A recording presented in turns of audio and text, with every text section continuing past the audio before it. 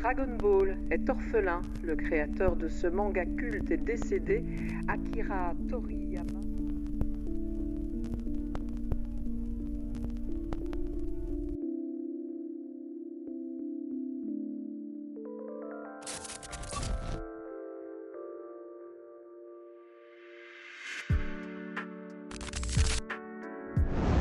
Une information plus qu'intéressante concernant Dragon Ball Daima, que ça soit en positif ou en négatif, restez bien au fond de votre fauteuil parce qu'on parle enfin de l'avenir de Dragon Ball. Il y a eu une interview de Akio Iyoku. Pour vous faire un gros résumé, c'était un proche d'Akira Toriyama et depuis il a créé sa propre société. Et ce gars-là, il est en battle total contre la Toei Animation afin de récupérer les droits sur animés, produits dérivés et tout ce qui entoure Dragon Ball. Et c'est aussi grâce à lui qu'on a eu Dragon Ball Daima. Pour le bien ou le mal, on va en reparler. Akira Toriyama nous a quittés et c'est peut-être le moment de parler de l'avenir de Dragon Ball. Et tout ce que je peux vous dire pour le moment, c'est vraiment inquiétant. On passe à l'interview et on va réagir. L'histoire a débuté il y a environ 6 ans, au moment où nous travaillions sur Dragon Ball Super Héros. L'idée était de créer une nouvelle série différente des films. Nous avons donc sollicité l'avis de Toriyama à ce sujet. Premier point et pas des moindres, on comprend bien que Dragon Ball, le but c'est de faire de l'argent. Parce que soyons bien clairs, s'il y a eu une idée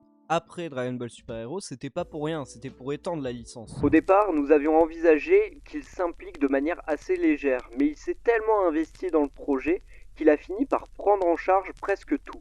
C'était la première fois que nous lancions une série télévisée depuis zéro.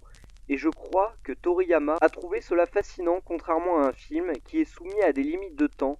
Ici, nous avons eu plus de liberté pour développer l'histoire avec des échanges d'idées fréquents. Et là, ça pose problème, parce que ça veut dire qu'il a été énormément investi, sauf que là, actuellement, il y a eu 17 épisodes. Le scénario n'était pas le point fort de Dragon Ball Daima, ça fait 6 ans. Alors je veux bien qu'il y a des idées super intéressantes, les décors, l'animation de fou, mais ça ne suffit pas pour que Daima soit vraiment intéressant. Sur les bases, on t'introduit plein de thèmes, mais on n'en fait rien. Que tu regardes Dragon Ball Daima ou pas, c'est juste un film. Tu sais pas si c'est canon. Et le pire, c'est que là, ils ont eu du temps. Qu'est-ce qu'ils en ont fait ?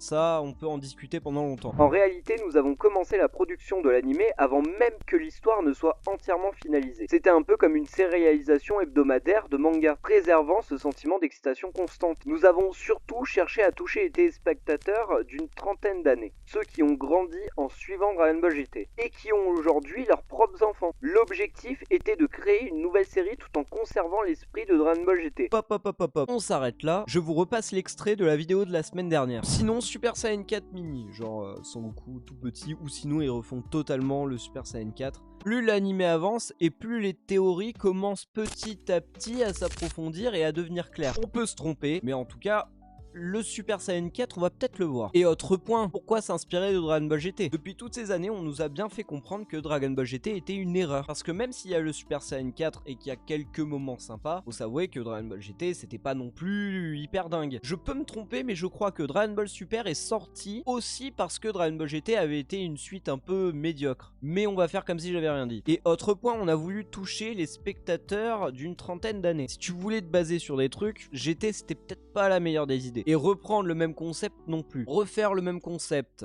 et penser que ça pourrait plaire aux trentenaires alors que l'histoire est pas folle. Il y a aucune tension dans Dragon Ball Daima et c'est une vérité. C'est un peu compliqué parce que les seuls points qui pouvaient sauver Dragon Ball GT, c'était les moments de tension, les moments où tu te dis putain là il y a un méchant qui est hyper dangereux, réveil de Sangoku et là hop une transformation complètement atypique. La nostalgie d'avoir une suite, voir Dragon Ball Z continuer sur le bon chemin. Il y a eu plein de trucs pour que finalement ça fonctionne un peu. Mais là tous ces petits trucs qui avaient fonctionné, tu les as enlevés.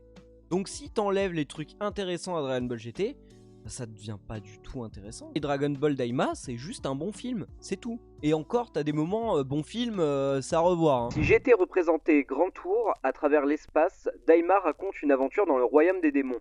Contrairement à Super, qui mettait l'accent sur la puissance toujours croissante de Goku, cette série prend une direction différente en le montrant combattre de manière plus dynamique avec le bâton magique. Personnellement, je ne boude pas le fait que Goku reprend son bâton magique. On parlait de nostalgie, j'avoue que sur ce point, Ils sont plutôt forts. Mais il suffit pas de mettre un bâton magique pour que les trentenaires disent « Oh bah ça y est, c'est bon, c'est la série de l'année ». Toriyama a souligné que beaucoup de gens aujourd'hui ne seraient pas forcément familiers avec l'histoire originale de la quête des Dragon Ball et des combats contre des ennemis puissants. Nous avons donc pris soin de rendre l'histoire accessible aux nouveaux venus, tout en montrant clairement l'évolution de Goku, même après qu'il soit devenu petit. Et là, il y a un truc de pas cohérent, parce que Dragon Ball, c'est comme Disney, je veux dire, tout le monde connaît. Et même si tu veux les remettre dans le bain, si les gens ne sont pas familiers avec l'histoire, et qui regardent Dragon Ball premier du nom, et faire un remake. Parce que là, tu peux pas amener des nouveaux fans sur 18 épisodes. Dragon Ball, c'est construit sur la durée. Bien que la série soit destinée à un public jeune,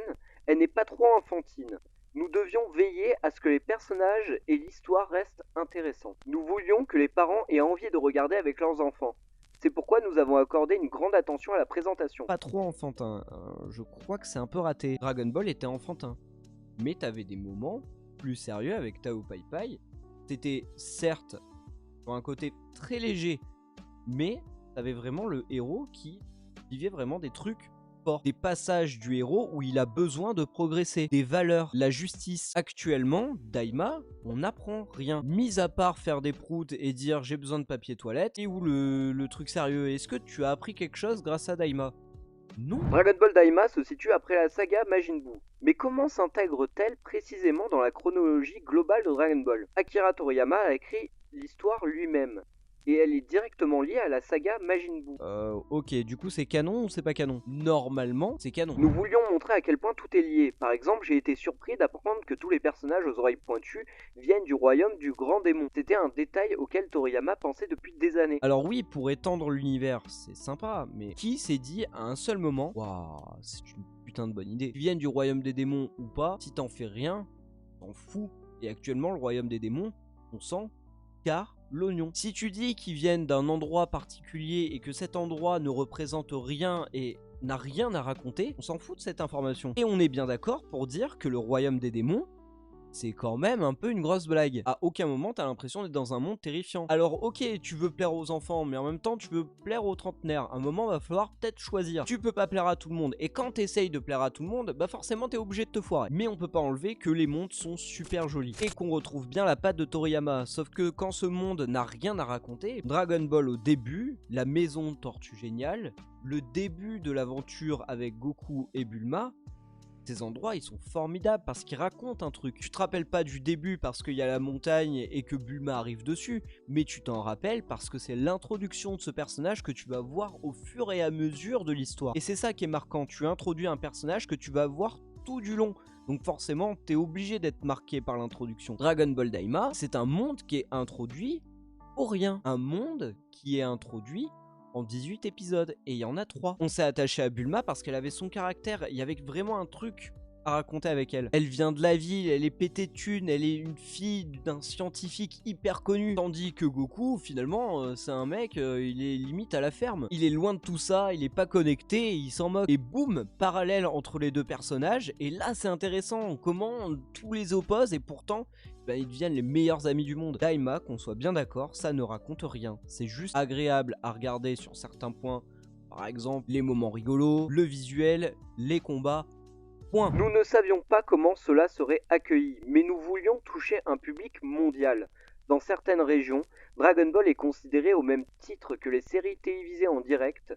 Nous devons donc réfléchir à la manière de le positionner stratégiquement. Ce n'est pas simplement un animé, c'est un phénomène culturel mondial. Ouais, donc quand c'est un phénomène pareil, tu te dis bon, on va faire Daima. Le scénario se pète un petit peu la gueule. Et même sur la réponse, tu l'as compris. Dragon Ball, c'est au même stade que Disney. Mais c'est pas parce que c'est au même stade que Disney que putain, t'as rien à raconter. Et quel avenir pour Dragon Ball ? Produire des animés et des jeux prend du temps. Mais nous préparons constamment l'avenir. Nous voulons encore étendre la franchise. Il ne fait aucun doute que Dragon Ball continuera pendant des décennies. Aïe. Tout ce qui pouvait marcher, c'était de l'innovation. Akira Toriyama a essayé, mais malheureusement, ça n'a pas suffi et Dragon Ball Daima, c'est un petit peu vautré. Et le souci là-dedans, c'est qu'il est plus là pour gérer tout ça. La seule question, c'est se faire du fric. Alors, est-ce qu'ils vont tenter des trucs ? Et on va pas trop leur jeter la pierre, parce que des fois, il y a eu des trucs qui ont été introduits sans l'accord de Toriyama, et c'était plutôt cool à regarder. On parle notamment de Bardock Super Saiyan, putain, il était vraiment incroyable cet épisode. Ce film, tout n'est pas acheté, mais je pense qu'on a le droit d'être un petit peu inquiet. Là, va falloir poser le pour et le contre. C'est est-ce que tu fais ça pour l'argent ou est-ce que tu fais ça pour l'argent, mais aussi t'as envie de faire plaisir aux fans. Parce qu'il suffit pas de faire une fusion pour que tout soit rattrapé. Et ce qui est vraiment triste, c'est que plus les années passent et plus t'as l'impression qu'ils ne comprennent pas l'essence même de Dragon Ball. L'univers qui a été raconté, le développement des personnages, tout le monde a oublié. Que ça soit Toyotaro, que ça soit la Toei Animation, que tout ce qui entoure Dragon Ball n'a plus l'essence Dragon Ball. Et c'est infiniment triste de se dire que Dragon Ball, non, c'est plus ce que c'était. Je resterai toujours sur ma position que Toyotaro pourrait vraiment sauver la suite en fait. S'il décidait de prendre des risques et de prendre Dragon Ball Super, s'il décidait de prendre des risques et de prendre Dragon Ball Super par la main parce que ça a quand même été le dessinateur, il est en droit de récupérer cette licence.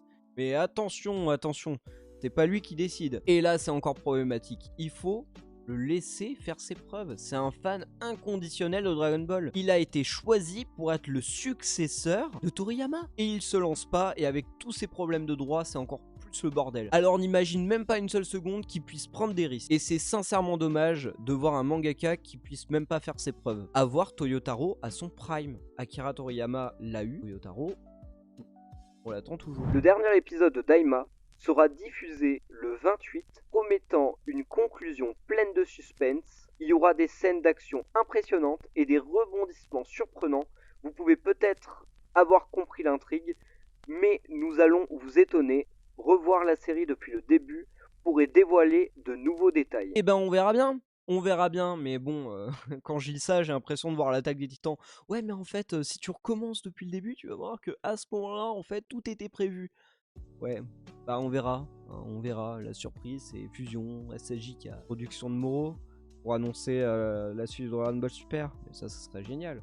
Là, oui, mais c'est pas parce qu'il y a une annonce ou une révélation ou un truc de zinzin qui se passe que ça rattrape la série. C'est regardable, et c'est tout. Et moi, ce qui pourrait vraiment sauver Dragon Ball Daima, c'est seulement la VF, parce que je serais rempli de nostalgie. Et c'est sincèrement dommage que ça soit la dernière œuvre de Toriyama. Et sincèrement, j'essaye au fond de mon cœur de prendre soin de cette œuvre qui est la dernière. J'essaye quand même de trouver des points positifs, et même s'il y a des points négatifs, je crois toujours en ce qui se passe, et je me dis, profite de ton épisode, parce que ben voilà, c'est sa dernière œuvre. Bref, c'est sincèrement inquiétant ce qui se passe. L'avenir de Dragon Ball nous fait peur, me fait peur à tous les fans, et on sait même pas où ça va partir. En tout cas, c'est sincèrement dommage d'avoir tout perdu, l'essence de Dragon Ball, que Dragon Ball Super s'est mis en pause, qui revient avec un truc même pas passable. Mais même si sur plein de points c'est sincèrement dommage, mais je vais chérir Daima pour le respect de l'auteur. Il le mérite. Parce qu'on soit bien d'accord, on peut se plaindre 1000 ans, mais on le sait tous que si Toriyama a continué, c'est surtout pour faire plaisir aux fans. Salut à tous, on se retrouve sur le prochain épisode de Dragon Ball Daima. J'espère que ça vous aura plu, j'ai essayé de faire un truc mieux que je pouvais. Donnez votre avis comme d'habitude, j'aimerais bien savoir ce que vous en pensez. Puis on est bientôt à la fin, on y croit et on verra bien ce que l'avenir nous réserve.